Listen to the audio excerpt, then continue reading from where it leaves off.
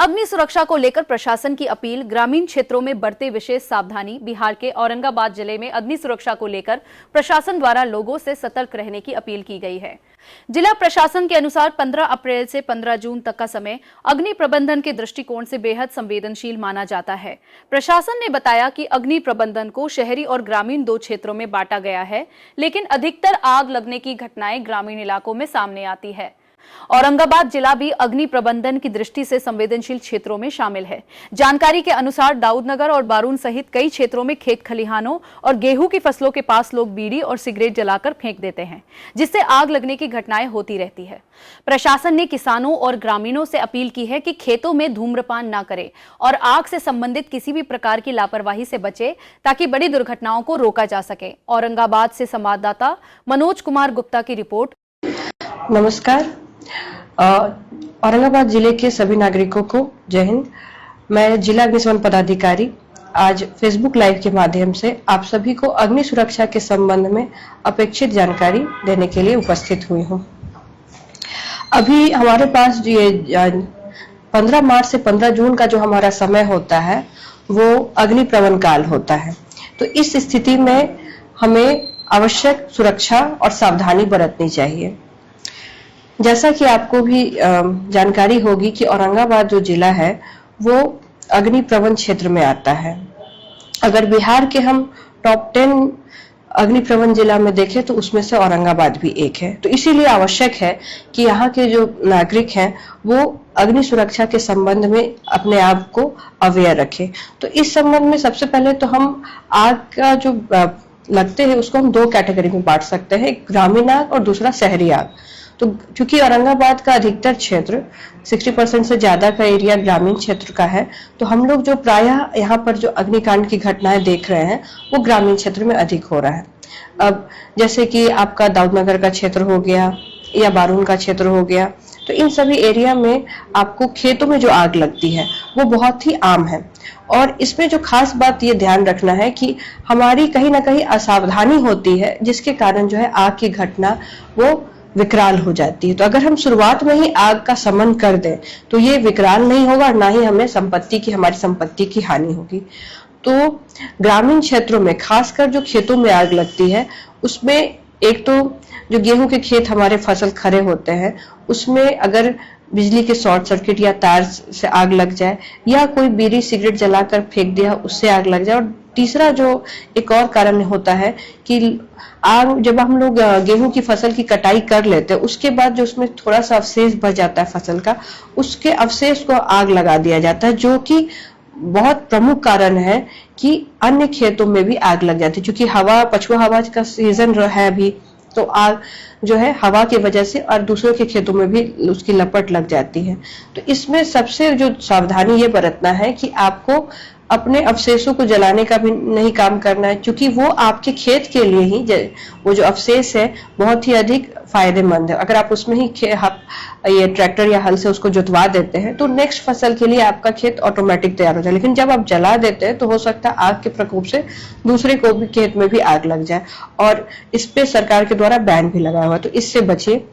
दूसरा है कि जब भी अगर ये घटना इस तरह का हो रहा है तो अगर खेत में आग लग गई, मान लीजिए गेहूं की खेत है आपके, उसमें आग लग गई और दूसरा भी फसल कंटिन्यू कर रहा है, तो एक उपाय ये हो सकता है कि आप उसमें जो फसल का जो बाकी हिस्सा है जो शेष बच चुका है वहां पर आप ट्रैक्टर से जुतवा दे या चला दे। जैसे ही अगर खड़ी फसल आपकी झुक जाएगी या बीच में गैप हो जाएगा तो वो दूसरे के फसल में या दूसरे के खेत में आपका आग नहीं लगेगा। तो एक ये उपाय है। अगर दूसरा है कि अगर आपके पास बोरिंग वगैरह की व्यवस्था है तो उसको फिर जल्दी से वहां पर फिर पानी का भी आप छिड़काव करा सकते हैं। और अधिक आपके कंट्रोल से बाहर का है तो फिर आप जो है अग्निशमन विभाग से संपर्क करिए। 101 हमारा नंबर है। 101 जो है या 112 पे आपका जैसे कि पुलिस भी आपके पास आएगी, आपके पास एम्बुलेंस सुविधा भी आएगी और अग्निशमन भी आएगी। लेकिन जो 101 है वो सिर्फ अग्निशमन सेवा का है। आप बिहार राज्य में कहीं भी रहिए, आप कहीं से भी कॉल कीजिए तो जो सबसे नियरेस्ट आपका होगा, जो सबसे नजदीकी आपका अग्निशमन केंद्र होगा, उसके पास आपका कॉल लगेगा। उसको आप दो चीज अवश्य बताइए कि किस जगह पे आग लगी है, क्योंकि वो हमें बताने में आसानी रहेगी, हमें वहां पहुंचने में आसानी रहेगी। दूसरा, आपको ये अवश्य बताना है कि किस चीज की आग है, क्योंकि उस तरह से हमारी तैयारी होगी। मान लीजिए अगर बिजली के पोल में आग है या शॉर्ट सर्किट में से आग लगी है, तो हमें फोम का व्यवस्था करना होगा, क्योंकि बिजली की आग में हम सिर्फ डायरेक्ट पानी नहीं मार सकते, उससे करंट लगने की संभावना है। तो ये जरूर बताना है कि आग किस चीज की लगी है। एक और चीज है कि आप ये भी बता सकते हैं कि आसपास में और कौन सा उसमें खतरा हो सकता है। मान लीजिए कि खेत में आग लगी और उसके बगल में लोगों का घर है, तो वो भी तुरंत बताना है, ताकि हम लोग उस तरह से उतनी टीम को लेके चले। मान लीजिए जंगल की आग है, झाड़ी में आग लगी है, तो उसमें हम एक टीम भी भेजें। लेकिन मान लीजिए आसपास घर है, किसी का पुआल का ही घर है, तो वहां पर 2-3 टीम जो है तुरंत हम लोग फिर उसके लिए डिस्पैच करेंगे। तो इसलिए जगह बताना जरूरी है, और दूसरा किस प्रकार की है। एक और चीज उसमें जरूर आप ऐड कीजिए, अगर आपके पास लाइव लोकेशन वहां का है और आप स्मार्टफोन का आप यूज करते हैं तो वो भी भेज दीजिए, या नियरेस्ट कौन आपका जो है नोन जगह है। मान लीजिए कि हम जहां जा रहे हैं वो किस ब्लॉक में पड़ रहा है, क्योंकि हो सकता है किसी किसी का गांव जो ऐसा नाम होता है जो किसी दूसरे ब्लॉक में भी सेम नाम का गांव हो सकता है। तो इसलिए जरूरी है कि आप उसका कोई नोन प्लेस, जैसे वहां हम लोग जा रहे हैं तो कोई मॉल हो, कोई वहां पर पंचायत हो या ब्लॉक ऑफिस, कुछ इस तरह का, तो जिससे हम लोग वहां पहुंचने में हमें आसानी हो। और अपना नंबर चालू रखें, हो सकता है पहुंचने के समय हम आप पूछे कि हमें कहाँ से जाना है, कहाँ टर्न करना है, क्योंकि कभी कभी अगर व्यापक क्षेत्र में आग लगती है और हम बड़ी गाड़ी भेजते हैं तो छोटी गाड़ी का जाने का रास्ता नहीं हो, उसमें सिर्फ छोटी गाड़ी जा सकती है, बड़ी गाड़ी का जाने का रास्ता नहीं होता है। तो उस ऐसी स्थिति में जिन्हां से हमें फोन आता है, जो हमें संपर्क किए रहते हैं कि यहाँ फायर कॉल हुआ है, तो उनसे हम मदद लेते हैं कि हमें कौन से रास्ते का प्रयोग करना है, किस रास्ते से आपका ट्रक जाता है, क्योंकि हमारी जो बड़ी गाड़ी होती है उसको जाने के लिए उतना ही रास्ता चाहिए जितना बड़ी ट्रक को जाने के लिए चाहिए। और गांव वाले एरिया में अगर सड़क संकीर्ण है तो हमको फिर छोटी गाड़ी को भेजना पड़ेगा। तो इसलिए अपना फोन भी जिस नंबर से आपने हमें फोन सूचना दिया है उसको जरूर चालू रखें। तो ये तो हमारा ग्रामीण क्षेत्र का हो गया। अभी कुछ दिन पहले आप लोग को भी क्या कहते हैं, हो सकता है समाचार पत्र के माध्यम से जानकारी हुई हो कि झुग्गी झोपड़ी में आग की घटनाएं हुई थी, खासकर औरंगाबाद के बारून क्षेत्र में और मदनपुर क्षेत्र में। तो झुग्गी झोपड़ी के संदर्भ में मैं ये बताना आवश्यक समझती हूँ कि जब भी दो घर बने तो वो उनके बीच में गैप रहे। खाकी जो पुआल के घर होते हैं, मान लीजिए कि नीचे चूल्हा ही जल रहा, उसी से पुआल का छप्पर में आग लग गई, तो हवा जब तेज चलती है, पछुआ हवा मान लीजिए, तो वैसी स्थिति में अगर आपके घर आसपास कंटिन्यू बने रहते हैं, चैन सीरीज में बने रहते हैं, तो वैसी स्थिति में एक घर में आग की लपट पकड़ी है तो दूसरे तीसरे बहुत आसानी से 10-15 घर में आग लग सकता है। तो वैसी स्थिति से बचने का एक ही उपाय है कि दो घरों के बीच में गैप रखिए, कुछ नहीं तो कम से कम 100 मीटर का गैप रखिए। दूसरा कि उसकी जो आप पुआल का जब घर बनाते हैं तो उस पे जो है मिट्टी का लेप लगाएं। ध्यान रखिए कि लेप आपका मिट्टी का होगा, आप जो है गोबर का लेप नहीं लगाइए, क्योंकि गोबर जो है वो खुद गर्म हो जाएगा, अगर धूप में चला आएगा, संपर्क में जाएगा तो वो खुद ज्वलनशील हो जाएगा। तो इसीलिए अपने घर में जो है मिट्टी का लेप लगाना है। अगर झुग्गी झोपड़ी वाला घर आपका है तो 100 मीटर का उसमें अंतर जरूर देना है। इसके अलावा आसपास का खेत खलिहान में पानी का आप स्वयं भी देख करके रखिए कि अगर वैसे ही हमको पानी कहाँ रखना है। अब हम लोग आ रहे हैं ये पुआल की आग में, तो आपका ये नेक्स्ट जो हमारी ग्रामीण क्षेत्र में आग लगती है वो रसोई घर में जो चूल्हा जलता है उससे भी आग लग सकती है। तो उससे बचाव का सबसे अच्छा उपाय यह है कि जब भी खाना बना रहे हैं तो 1 बाल्टी पानी कम से कम आप एक्स्ट्रा रखें, जो खाना बनाने के लिए आवश्यक है उसके अलावा पानी का बाल्टी रखें, ताकि ऐसी स्थिति कुछ आती है तो आप पानी का तुरंत इस्तेमाल उस पर कर सकें। और दूसरा, जब भी आग होता है तो उसके नींव पे इस्तेमाल करना है, कभी भी आग के लपट पे या ऊपर में आपको पानी का इस्तेमाल नहीं करना है। दूसरा चीज जो ध्यान रखना है कि आप अगर रसोई घर में पानी रख रहे हैं, उसके अलावा जैसे बोरा होता है, जूट का बोरा हो गया या सूती कपड़ा, उसकी व्यवस्था रखें। जैसे सिलेंडर वगैरह आपका है तो अगर मान लीजिए उससे आग लग रहा है तो उसको उस कपड़े से भींगा हुआ, उसको भींगा करके आप जैसे पानी रखे हुए 1 बाल्टी, उससे उसको भींगा दीजिए अच्छे से, और फिर आप सिलेंडर को उससे कवर अप कर सकते हैं। और दूसरा, जैसे आपने लकड़ी से खाना बनाया, चूल्हे पे खाना बनाया, उसको बनाने के बाद जो राख निकलता है उसको अच्छे से बुझा दीजिए, उसको पानी डाल के। ऐसा नहीं हो कि राख को आप ले गए और आपने अपने बागीचे में या जो कहीं आप जहाँ फेंकने जा रहे हैं बाहर में वहां फेंक दिए साइड में, और उसमें आग हो। अगर उसमें आग रहेगी तो हो सकता है कि बाहर जाने पे अभी जो है गर्मी का भी मौसम है, धीरे धीरे फिर से सुलग जाए, क्योंकि राख में अगर आग का टुकड़ा बचा रहेगा और बाहर में मान लीजिए पुआल कुछ मिल जाए या लकड़ी का ही टुकड़ा मिल जाए तो फिर से आग बाहर भी धधक सकता है। तो इसीलिए जो राख भी फेंकने जा रहे हैं वो ध्यान रखिए कि उसको अच्छे से आप उसको बुझा दिए करें। अब जैसे गेहूं का सीजन अब धीरे धीरे हमारा एंड हो रहा है कटाई का, तो इसमें जितने भी थ्रेसर से जितने भी किसान हैं वो ध्यान रखिए कि जब आप थ्रेसर का इस्तेमाल करते हैं और कटाई करते हैं तो वहां पर भी आपको कम से कम 2 ड्राम पानी अवश्य रखना है, क्योंकि अगर आग की घटना होती है तुरंत उस पर आप पानी डाल सकते। जितना जल्दी हम क्विक एक्शन करेंगे उतनी आसानी से हम जो है आग का शमन करेंगे। जितना हमारे स्तर से देर होगा उतना आग जो है धीरे धीरे विकराल रूप लेगा। तो थ्रेसर जब भी चले, क्योंकि थ्रेसर में हो सकता है कभी कभी चिंगारी फेंकता है, शॉर्ट सर्किट होता है, और उस वक्त जो है ये ध्यान रखना है कि हवा के रुख में नहीं करना, क्योंकि हवा का जो हमारा रुख में करते हैं तो हवा के चलने से चिंगारी जो है, मान लीजिए अगल बगल आपके गेहूं का फसल खड़ा हो, तैयार फसल हो, तो उसमें हवा के जो झोंके से अगर चिंगारी चली जाएगी तो वहां आग लग सकती है।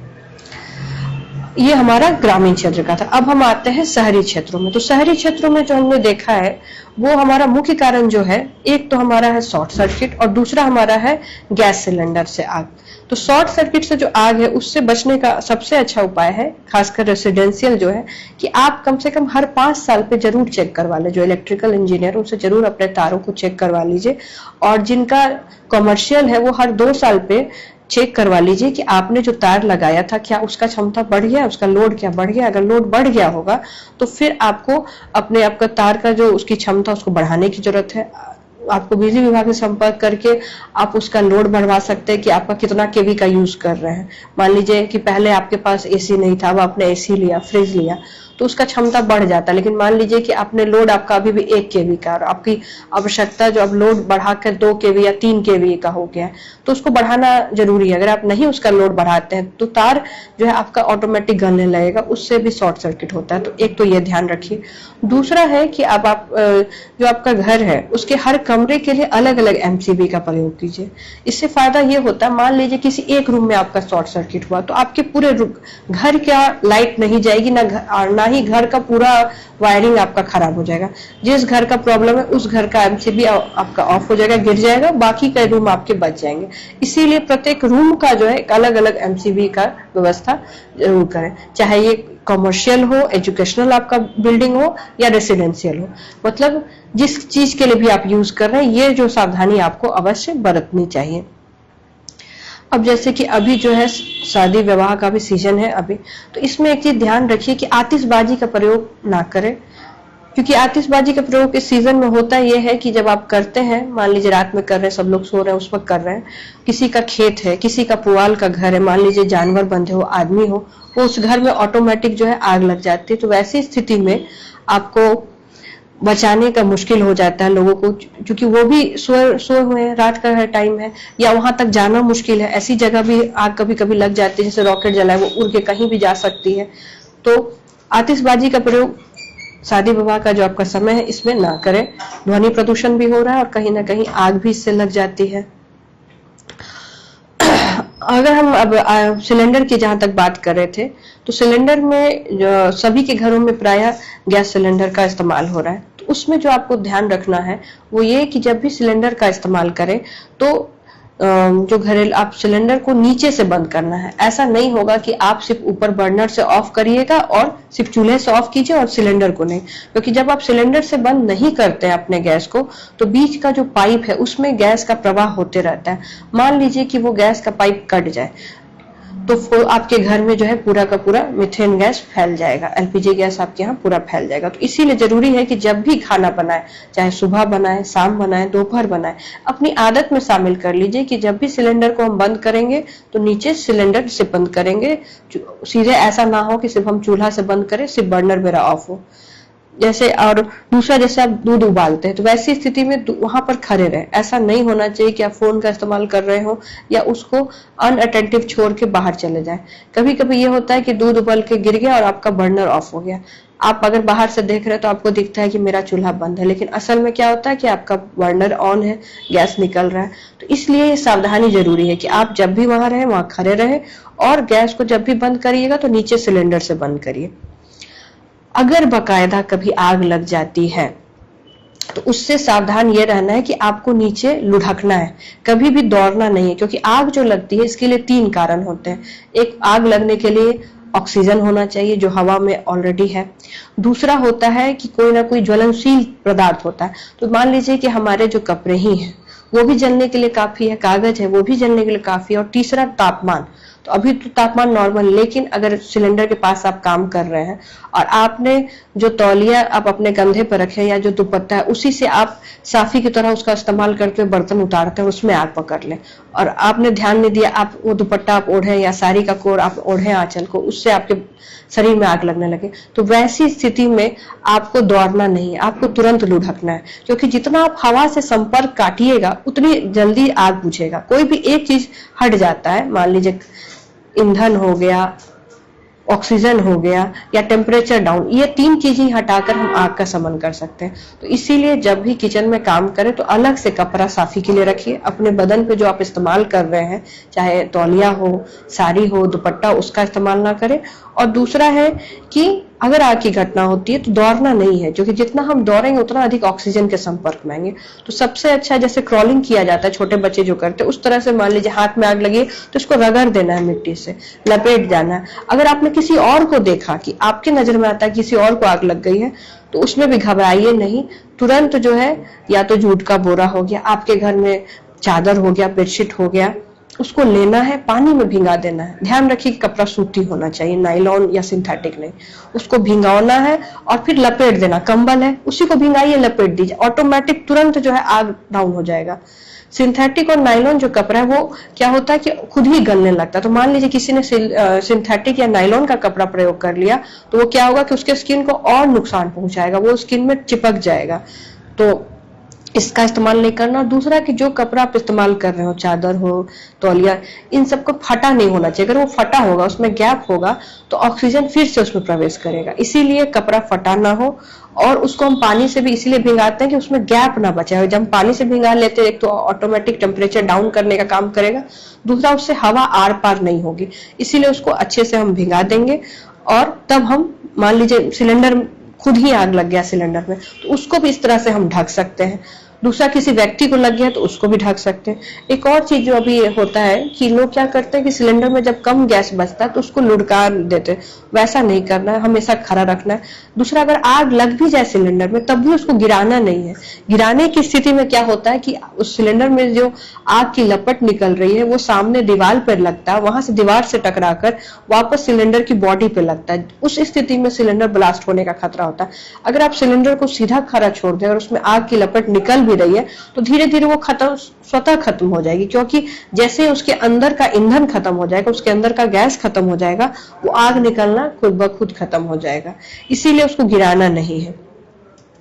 और इसमें जब आप गैस सिलेंडर का भी इस्तेमाल कर रहे हैं, वैसी स्थिति में भी किचन में आपको 1 बाल्टी पानी अवश्य रखना है। चाहे वो चूल्हे से आप लकड़ी से बनाए, चाहे सिलेंडर गैस से बनाए, दोनों की स्थिति में आपको पानी 1 बाल्टी अवश्य रखना। और अगर आप रूम में घुसते हैं और आपको ऐसा लगता है कि हमको गैस की महक आ रही है, जो कि मीथेन में आपको गंध पता चल जाएगी कि गैस लीक हो रही, तो वैसी स्थिति में हड़बड़ाना नहीं और तुरंत जो है अपना छेड़छाड़ नहीं करना। कोई भी स्विच से, कोई भी खिड़कियां तुरंत नहीं खोलना।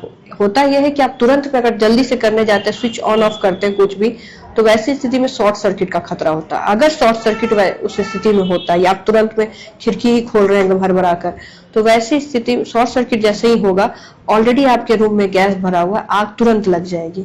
आपको लगेगा कि अरे यहाँ तो माचिस तिल्ली कुछ हमने नहीं जलाया, आग लग गई, लेकिन वो शॉर्ट सर्किट की वजह से आपका आग लग जाता है। तो इसलिए इस तरह की सावधानी आपको बरतनी चाहिए।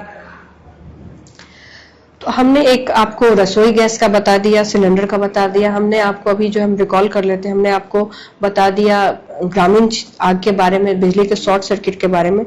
अब हम लोग थोड़ा सा भवन के बारे में बताएं, क्योंकि अब हमारा जो है शहरीकरण काफी तेजी से हो रहा है और औरंगाबाद में भी बड़ी बड़ी बिल्डिंग्स बन रहे हैं, तो उसमें जो है कुछ सुरक्षा जो है बरतना बहुत ही अनिवार्य है। तो उसमें सबसे पहले तो ये है कि जब भी कोई भवन बन रहा है, खासकर जो शैक्षणिक भवन है 9 मीटर से ऊपर, उनकी स्थिति में यह है कि वो उनको फायर से एनओसी और ऑडिट कराना अनिवार्य है। और बाकी जो भवन है जैसे कॉमर्शियल हो गए या रेसिडेंशियल हो गए, तो उनका 15 मीटर से हाइट के जैसे ही वो अधिक हो जाते हैं तो उनको फायर डिपार्टमेंट से एनओसी और ऑडिट करवाना अनिवार्य है। एनओसी हम लोग करवाते हैं जब बिल्डिंग शुरू नहीं हुई है बनना, उस स्थिति में, जब बनने की प्रक्रिया में, और जब बन जाती तो वैसी स्थिति में हम लोग ऑडिट वाला काम करते हैं, जिसमें हम लोग के द्वारा ये देखा जाता है कि उस बिल्डिंग में अग्निशमन के उपकरण है या नहीं, वो कितना जो अपने आप को बचा सकता है। तो सबसे पहले जब भवन में जब बनाए तो उसमें ये देख लीजिए कि उसको building bylaws, Bihar building bylaws, उसका जरूर पालन हो। और दूसरा है कि उसमें बिहार बिल्डिंग बायलॉज आपको ये बताता है कि उसमें आपको किस तरह का तार वायरिंग वगैरह लगाना है, तो वो कितना आपको किस आईएसआई मार्क का होगा। दूसरा है कि उसमें आपको देखा जाएगा जैसे सेटबैक छोड़ा जाता है, कोई भी बिल्डिंग जैसे 15 मीटर से हाइट से ऊपर जाती है तो उसमें आपको सेटबैक चारों तरफ एरिया छोड़ा जाता है ताकि अग्निशमन की गाड़ी आपके बिल्डिंग के चारों तरफ मूव कर सके। मान लीजिए कभी अग्नि की घटना हो तो वैसी स्थिति में अगर आपको बचाना हो, रेस्क्यू करना हो, तो ये जरूरी है कि सिर्फ गाड़ी आगे से ही नहीं आ पाए, वो चारों तरफ उस बिल्डिंग के घूम सके।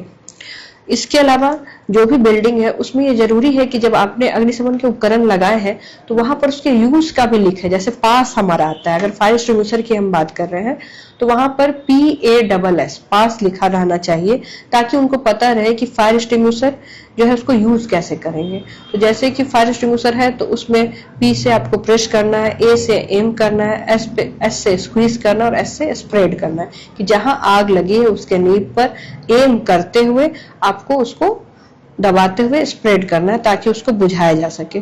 दूसरा, जहां जहां फायर एक्सटिंग्विशर आपकी बिल्डिंग में लगी हुई है वहां पर जरूर लिख दीजिए, और ये रेडियम से लिखा होना चाहिए ताकि अगर लाइट भी कटी हो वैसी स्थिति में भी हमें पता चल जाए कि फायर एक्सटिंग्विशर या फायर के उपकरण, बाकी जो आपके हाइड्रेंट होते हैं या हॉजरिल होते हैं, वो कहाँ पे लगे हुए हैं। और ये चीज अवश्य ध्यान रखिए कि आपकी जो बिल्डिंग हो उस पर जो तार है वो झूलते हो ना हो, उसको टाइट करवा लीजिए, क्योंकि कोई भी तार जब लूज हो जाता है, ढीला हो जाता है, वैसी ही स्थिति में हवा से उसके टूट के, कट के गिरने का डर होता है। और अगर कहीं पे वायरिंग आपका कटा हो तो उससे शॉर्ट सर्किट लगता है या बिजली का करंट लगता है, तो इसीलिए वो अवश्य ध्यान रखिए। और जो आपका मार्ग है, चाहे मान लीजिए कि आपकी बिल्डिंग में आपने एंट्री और एग्जिट का 2 रास्ता बनाया, तो कभी भी आपका जो मार्ग है उसको बाधित ना रखे। आवागमन का जो रास्ता है उसमें ऐसा ना रखिए कि आप कूड़े का सामान रख दिए, गमला रख दिए, कुछ भी ऐसा सामान रख दीजिए जो भी आपको एक्स्ट्रा लग रहा है, क्योंकि आवागमन का रास्ता अगर बाधित हो जाता है तो इमरजेंसी के टाइम में निकलने में बहुत मुश्किल हो जाएगा। इसीलिए हमेशा जो भी आपका आवागमन का रास्ता है, चाहे कॉरिडोर हो, चाहे सीढ़ियां हो, चाहे गेट हो, उसको निर्बाध रूप से खुला रखें। तो हमारा आज का जो सेशन, हमको लगता है हमने काफी आप सारी जानकारी आपको दी है और मुझे लगता है कि आपको कुछ इसमें आपको फायदा होगा। और क्योंकि 15 जून तक हमारा अग्नि प्रवन काल चलता रहेगा, तो एक चीज हमेशा ध्यान रखना है कि सुबह का खाना 9 बजे से पहले बना लीजिए और शाम का खाना जो है 6 बजे के बाद बनाइए, ताकि हम जितना कम इसको यूज करेंगे तो आपको अग्निकांड की घटनाएं उतना कम से कम रहेगी, और इसमें जो है जितना बचाव ही जो है आपको रक्षा करेगा। तो इसी के साथ बहुत बहुत धन्यवाद।